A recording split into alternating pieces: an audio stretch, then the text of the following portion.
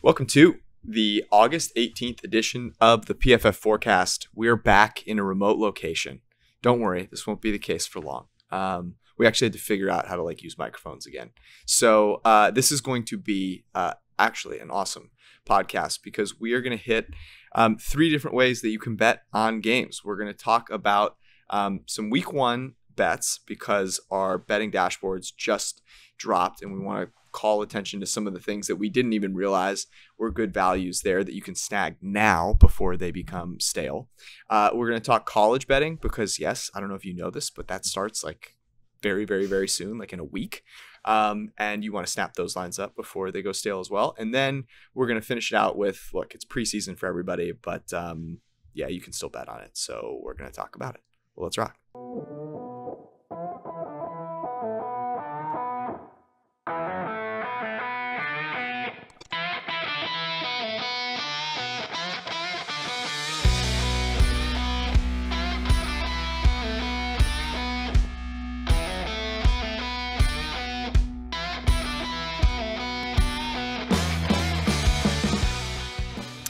All right.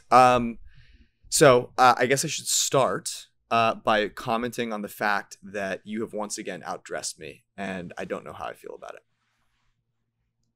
I was wearing my Manscaped t-shirt, and then I remember the you didn't really rip me for it, but you were kind of like, hey man, our friendship means more than a ratty t-shirt. And I was like, oh yeah, it does. So then I put on a nice shirt here. And, but the thing about it is, I remember one of the first times you and I ever gave a lecture together, it was in Minnesota, and I wore a button-up shirt and a suit jacket, and you wore something less dressy than that. And you're like, look, if you look good, you can wear whatever you want. And I do think that there's a level there where, the bar, we'll talk about betting today. I got to cover a different spread than you got to cover. and so that's why I'm wearing this shirt right now. I do I look, people, you get older. I bought this shirt first year of grad school. Fits me really nice still. Look at you. Yeah. I was going to say, I have a shirt just like that. I think it's a great shirt. And the point that you make, I believe very firmly in. That's some motivation. And reason for people to hate me more, because people in the comments love me. But no, I think I need to step the game up a little bit. I maybe need to get some callers out here. We'll get it going.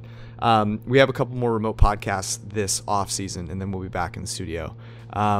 Let's start with week 1 of the NFL season. And the reason we should start there is that if you go to PFF.com right now, you can go to betting dashboards. It's called Greenline. It's our betting dashboard that has all of the model predictions. And there's some interesting ones that, look, we kind of know our models pretty well, and we do some fun prognostication on where we think values are.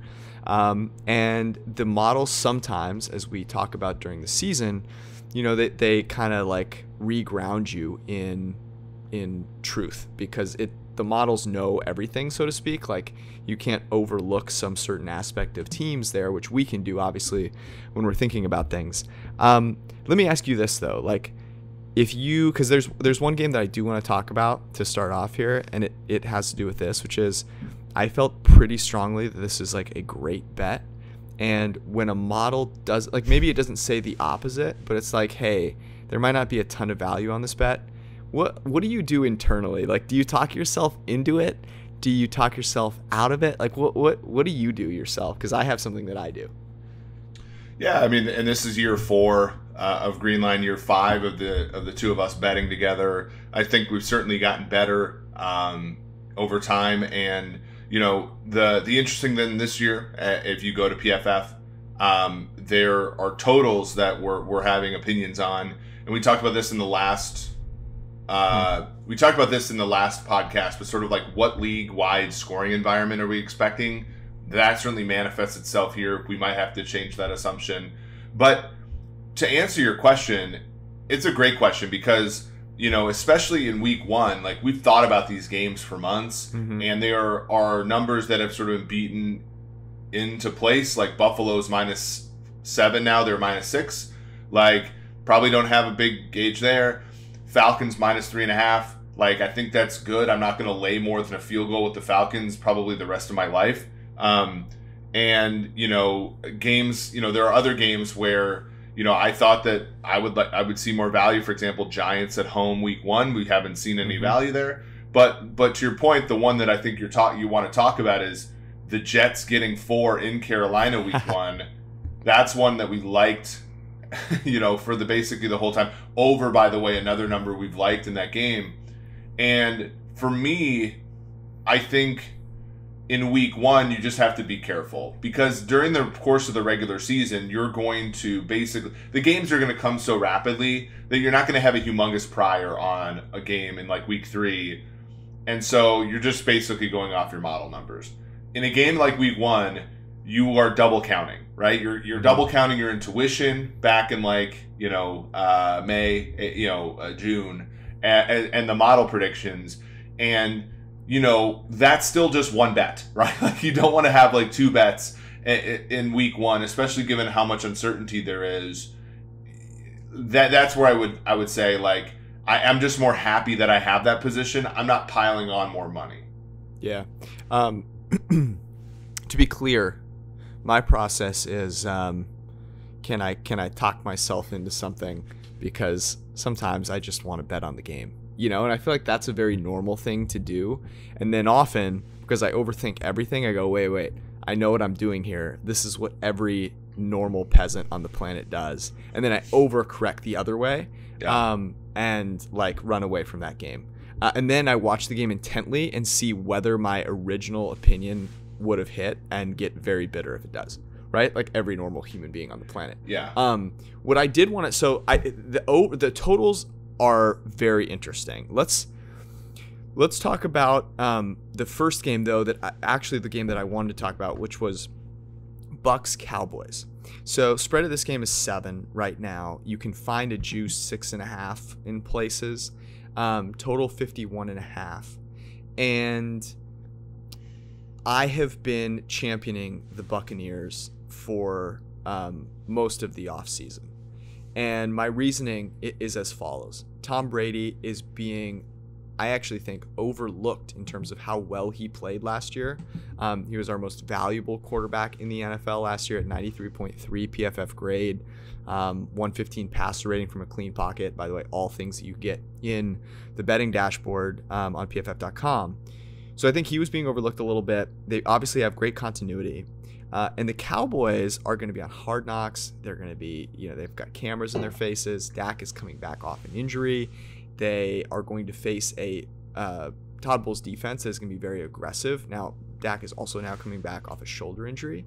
And the Cowboys defense is absolutely putrid. And you're telling me that Tom Brady is the master of picking on weak links. Like, you saw Micah Parsons, by the way. Micah Parsons, my least favorite Hard Knocks character, only got worse with the last Hard Knocks. Did you watch it? I can't wait to watch. Oh, my God. Okay. Sorry, I have to do this. No, I'm good. You can spoil. I have to tell this, because I don't know if people watch it or not. Like, if you want to pause it and skip ahead 30 seconds, go ahead. But he, and I will actually do this without spoiling it. Micah Parsons does the thing where when you lose and you go, oh, you're not even very good anyways. That was so lucky. Like, you're not even good.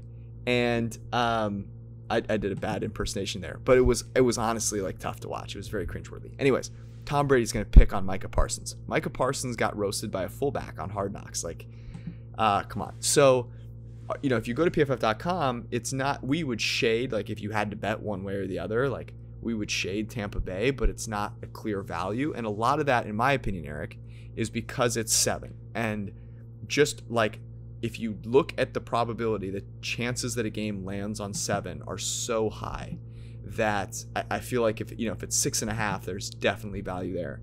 But at 7, like, that's why I'm probably going to just tease it and be happy with that. Yeah. So if you look at week 1, it's weirdly taken down on Pinnacle. Is there a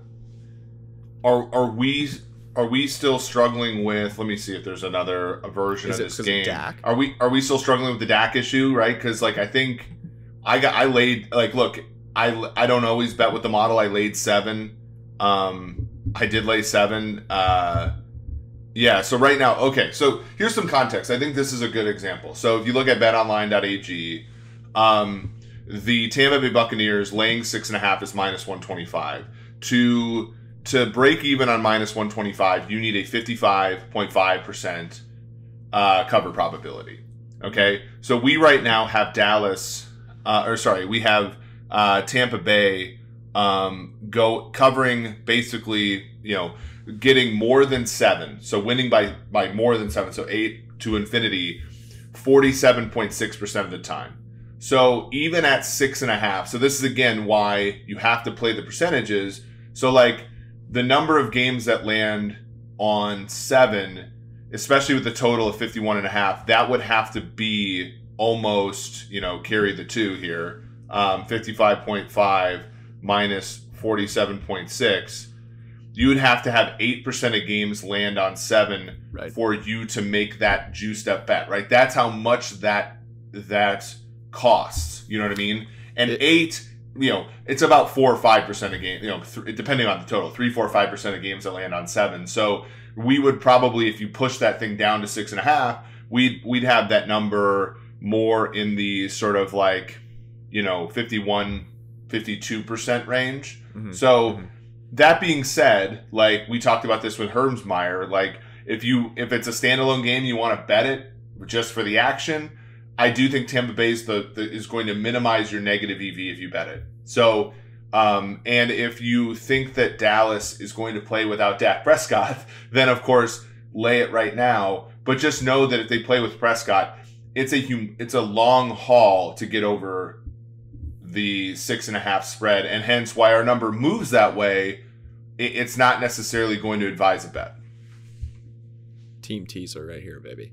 Yeah. The teaser. I mean, the teaser is a good one. We have Tampa Bay winning the game outright, 74.8% of the time. You take the square root of that, you take that squared, and that's essentially what you need for the that's the price that you buy your teaser at to have that plus another comparable one. Look, when you get into the math, Eric, I get a little excited. You get a little excited, yeah. Yeah. And most people just like fall asleep, but like that's whatever. Let's go Carolina, New York here. Total of 43. So we've talked about Carolina is -4 at home. Now, let me be really clear here. If Philip Walker were starting this game, I'd be hesitant. To take the Jets. But with Sam Darnold starting this game, buddy, give me the Jets at -4. +4.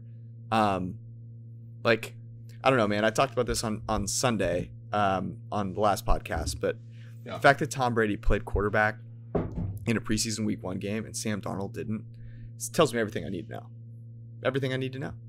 And do you think that some of these teams are hiding players in preseason out of guilt, or not out of guilt?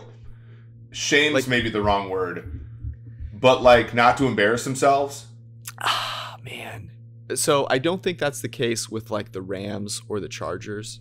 I think that's just the way McVay does it and the way Staley's doing it. The Panthers, but like Minnesota, all indications are that they've looked terrible in camp. Like Cousins can't hit the broadside. Like them benching all 30 starters or whatever in Week 1 of the preseason is like, I think, partially to save them from the embarrassment. Maybe prolong it 1 week. I think Darnold's probably a similar thing. Like if you send Darnold out there in Week 1 of the preseason when Zach Wilson looks good, Trevor Lawrence looks good, Trey Lance looks good, Justin Fields looks good, and Mac Jones looks good, and you're like, oh shit, our quarterback that we spent a second-round pick on and a fifth-year option looks like dog shit, like, then there might be a little bit there. By the way, this is important. Shop around, because BetOnline, for example, so we use consensus lines. So again, just a little orientation on what we're talking about with PFF betting dashboard and stuff. We're using a consensus line. 4 is the number that's available in a lot of places. But for example, BetOnline has the Jets at +4.5, and 4 is not a key number in the NFL. So if you can shop around and get yourself a 4.5, to me, Well, I think over 43 in this game is a great bet, but I think plus 4.5 is the best spread bet of the whole weekend so far. I'm with you. I also think over 43. The only thing that worries me, Eric, is how bad Sam Darnold could be in this game, and like Zach Wilson, also a little bit of an unknown. Although I was pretty impressed with what I saw offensively. Let's get to some. Let's close it out with a couple of spreads, but let's talk about totals here for a second. Yeah. You mentioned this at the top, right? It's like, okay, what is the league going to look like this year? The biggest penalty talk that we've had is taunting. I don't know that taunting is going to impact scoring.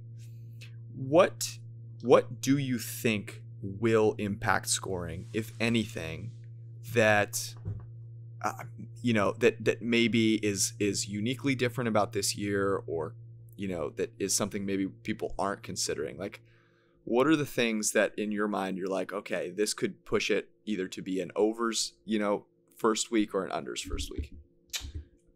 Yeah, it's a great question. I think the fact that the majority of the quarterbacks in the league are healthy is going to make it better for overs, but the fact that we're going to have some fans in some stands is going to make it worse than it was last season. And remember last season, totals were like hitting at like a 65-70% clip the first like month of the season. Road teams were not having to contend with crowd noise. So offenses, like road offenses, were just as efficient as home offenses. And that carried significantly into the future. I don't think we're going to have that league-wide environment. In fact, and again, this is part of the modeling process that's more of an art than a science. But like when I assumed that, because usually when you like have a factor variable like year, you'll and something hasn't played that year yet, you'll just assume it was the prior year.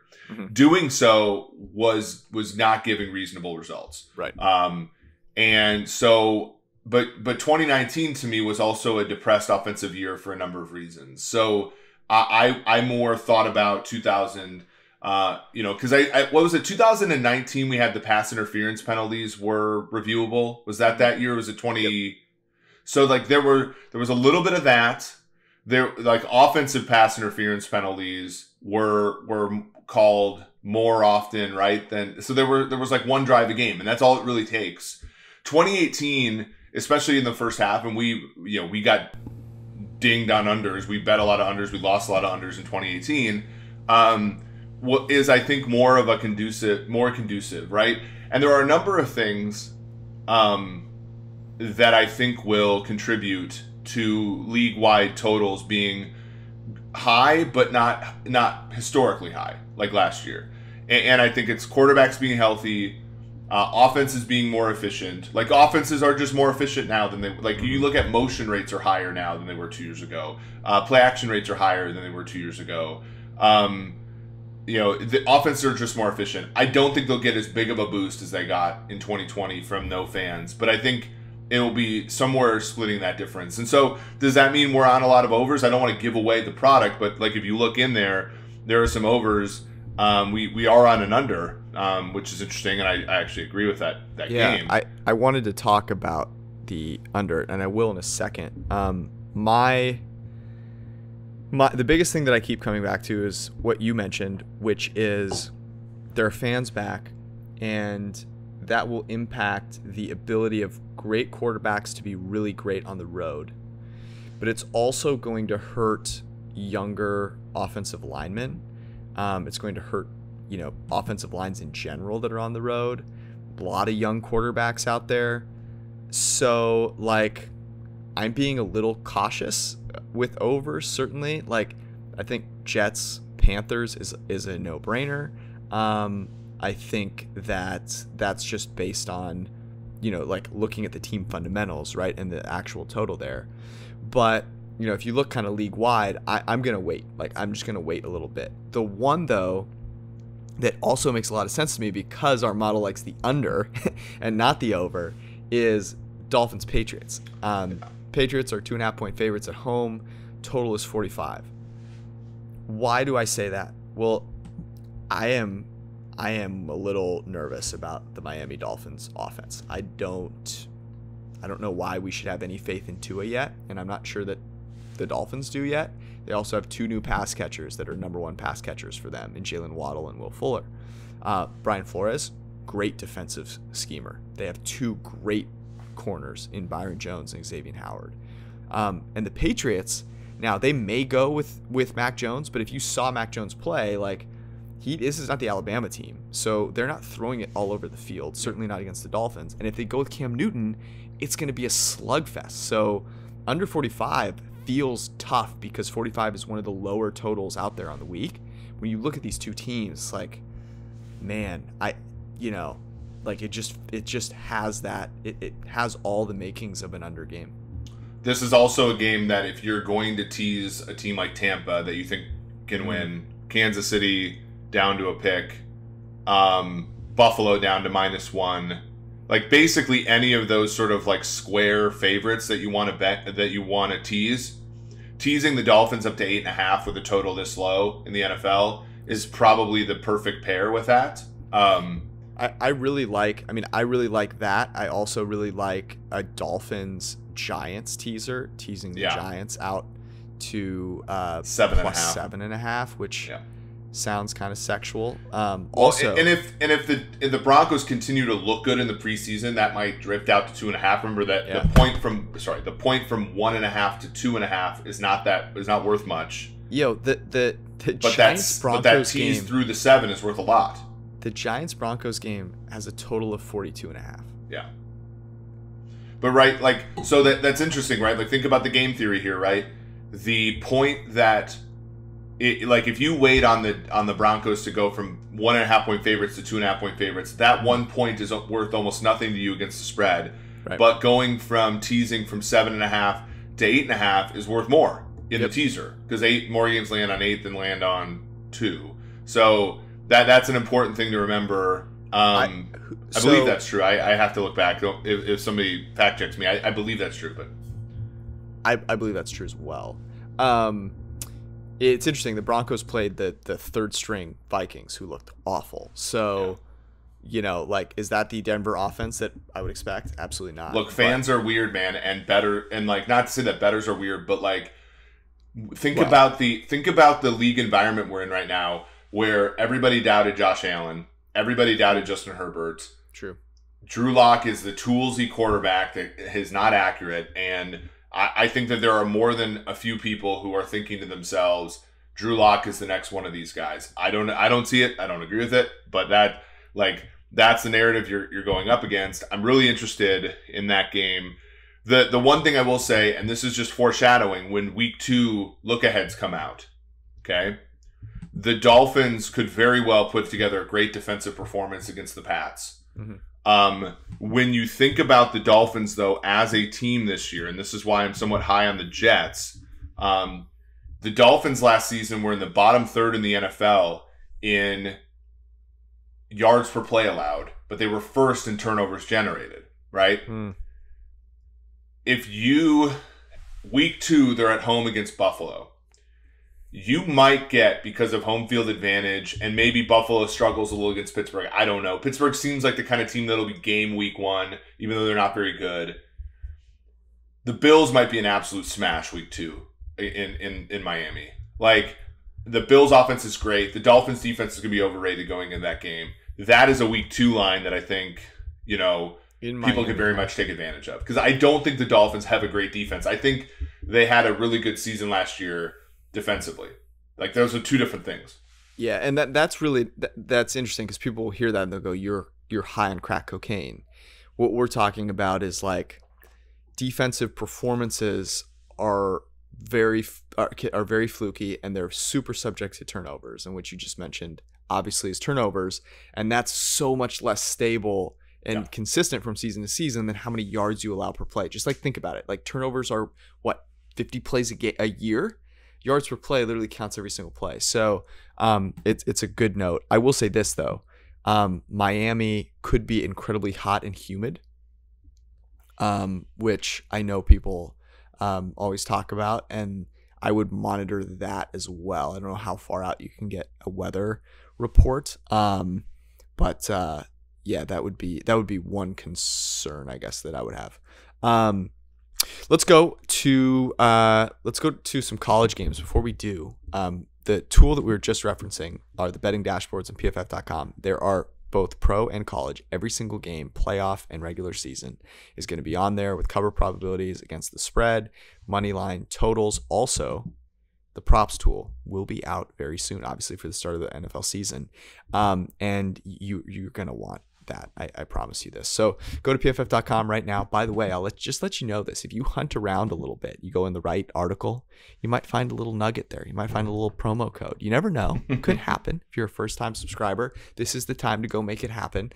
Right in time for the season. It can cost you as little as $9.99 a month to get access to all of the fantasy stuff. I got to shout out the fantasy guys, by the way, because I'm trying to prep for my fantasy stuff, and I don't know what the fuck's going on.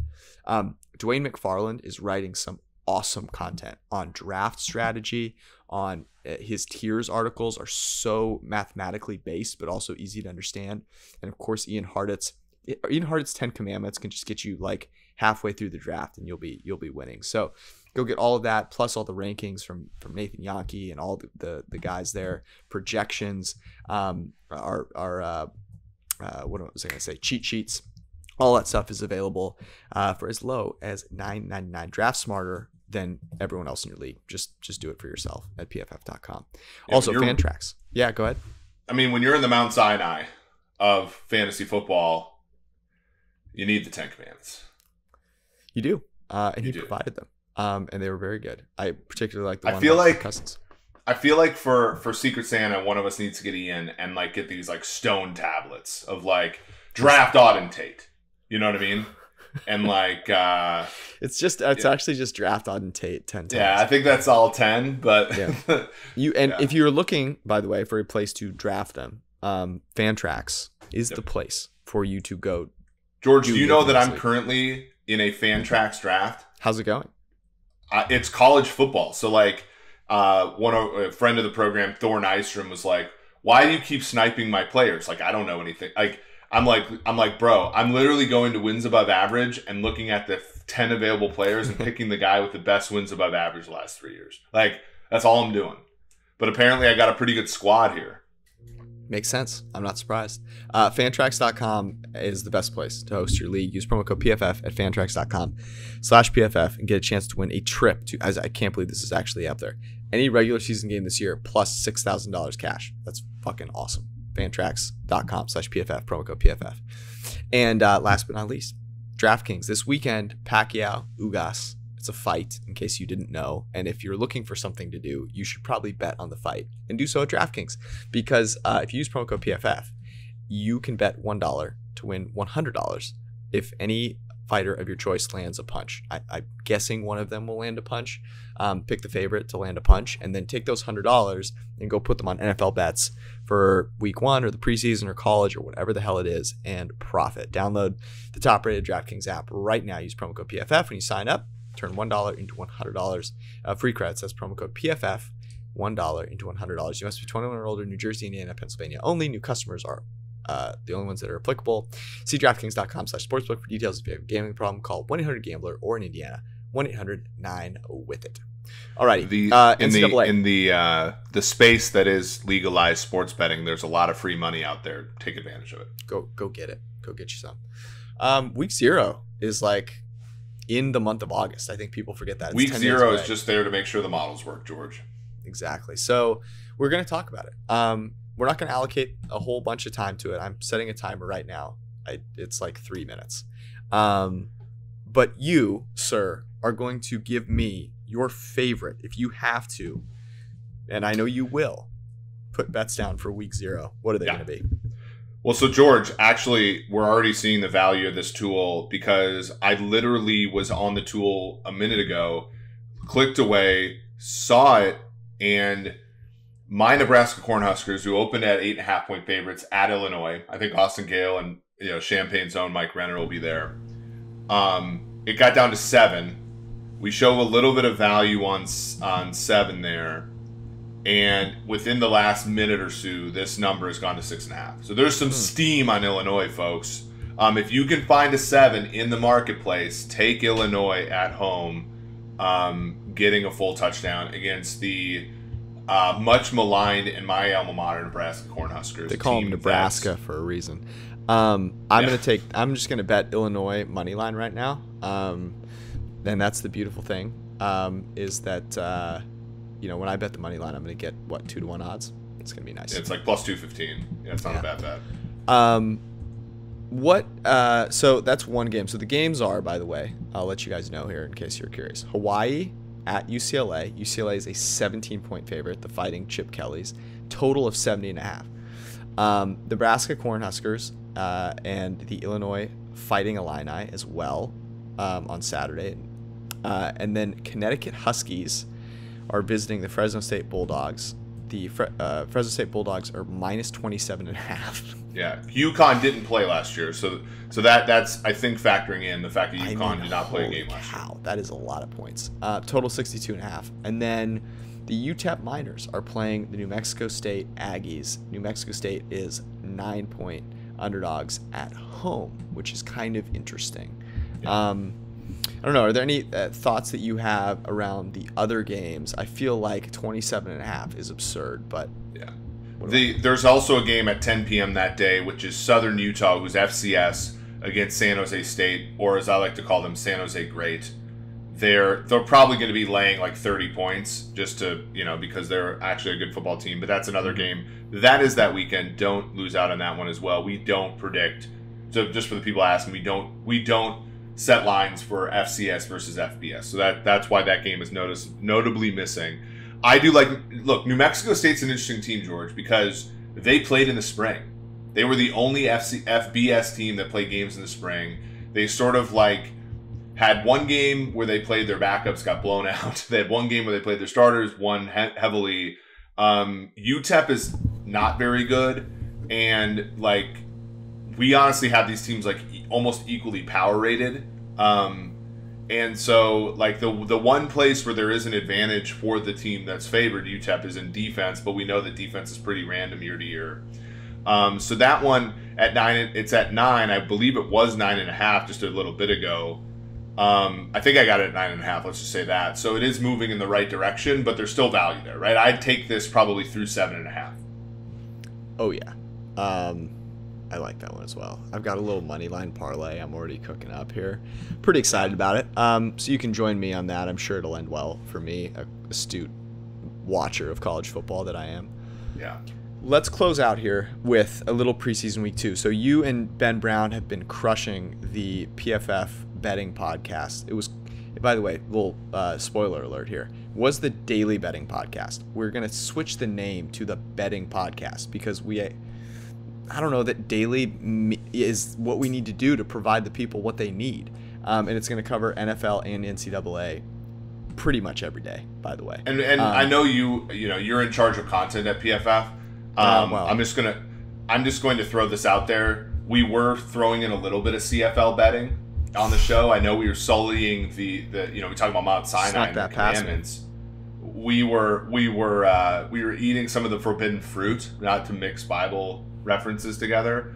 But yeah, I think that was the point of changing it from a daily show to a not as daily show, which is that there's a lot of content to bet about, and a 10-minute show is pretty good, a 15-minute show is pretty good, but it doesn't have to be every day. Yeah, but it will be very, very consistent. And if you have not been listening to that podcast, now is the time to start, because you guys have given some really, really great information. I mean, if you didn't listen to the CFL and preseason stuff, you're missing out. So tease us a little bit. Preseason week 2, everyone cannot stop talking about unders going, was it 14-3? Yeah. We talked about, teasing dog unders. Is that due for a reversal? I'm assuming that, there's been a little bit of adjustment from the books. What are your thoughts there? No.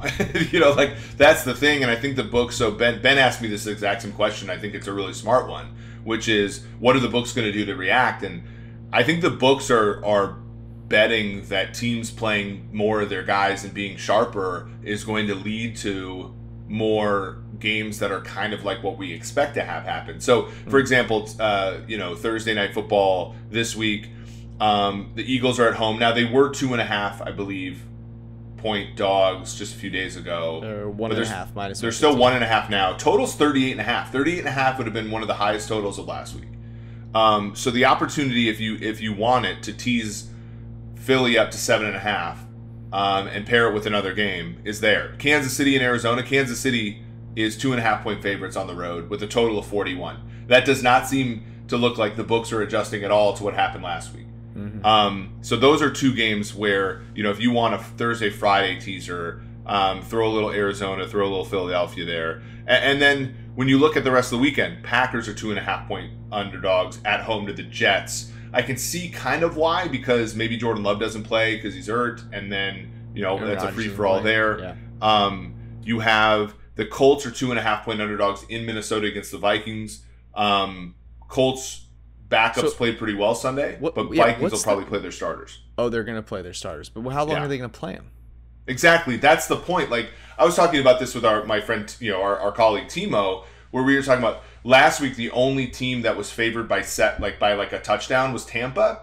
And it was like, and I was like, yeah, I guess maybe if you assume Brady's playing and Burrow's not playing, and so like Brady drives down, scores a touchdown, then you reset the game at 7-0. But it's like, even Brady's Bucks are not more than a 50% chance to score on the first drive. So and they leave the field, and now you're grinding out Brandon Allen versus Blaine Gabbert, right? or whomever. And so that's, I think, where the rub is this week, right? So not only do you have teaserable lines, right? You have Falcons 5 point underdogs in Miami. You have Detroit 5 point underdogs in Pittsburgh. The Rams are 6.5 point underdogs. Yeah, so I'm looking at Pinnacle, but yeah, there's that's there too. The Rams are 7 point dogs at home to the Raiders. The Seahawks are 5.5 point dogs at home to Denver. The Browns are 5.5 point favorites to the Giants at home, and then the Chargers at home are 5 point underdogs to your Fighting Trey Lances. The other, so those are like, if you're not getting the gist, those are all bettable, right? Like, come on, these are all coin flips, and if you're getting 5 points added to a coin flip, take them. Take it. But the last thing I'll say, and this is where I was really proud of Ben, because I was out. I got to tell the story. I told you the story after our last show. I'm going to tell it on air this week. But I was out spending time with my family at a water park for a little bit. And when Justin Fields entered the game and struggled at first, Ben immediately live bet the Bears. When it was pretty clear that Justin Fields is going to play the whole game, that's also an angle, right? Because smart. The live betting during an NFL regular season is not that optimized. For a preseason, you can imagine how much of a free-for-all it is. We could do a whole episode, and I suggested this. We do a whole episode on like things that are like water parks. We could probably spend a ton of time on water parks, to be honest. We're not going to do that this episode, though. We will be back with you on Sunday, of course. I'm getting really excited, man, talking about games that are actually going to start happening here and preseason that you can actually bet on. It's a beautiful thing. Make sure you go check out all the great stuff at pff.com. Get your subscription. Enjoy this season along with us. Thank you guys for hanging out. Peace.